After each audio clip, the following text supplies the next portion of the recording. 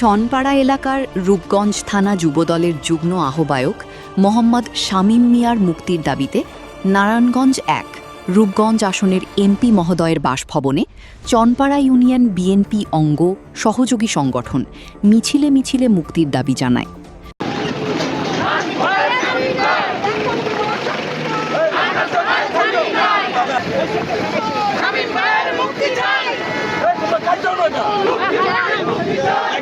চনপাড়া ৭০,০০০ লোক মুক্তি দিতেছে।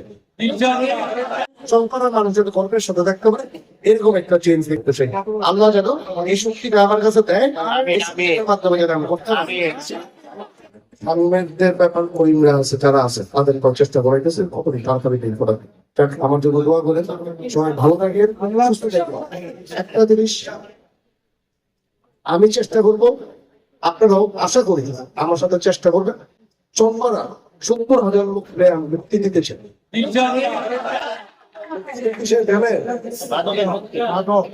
শুধু মাদক না, আমার মারা বোনরা ভাইরা ছোট বাচ্চারা কেউ কিছু করতে পারে না, তারা খারাপ হিসাবে দেখে।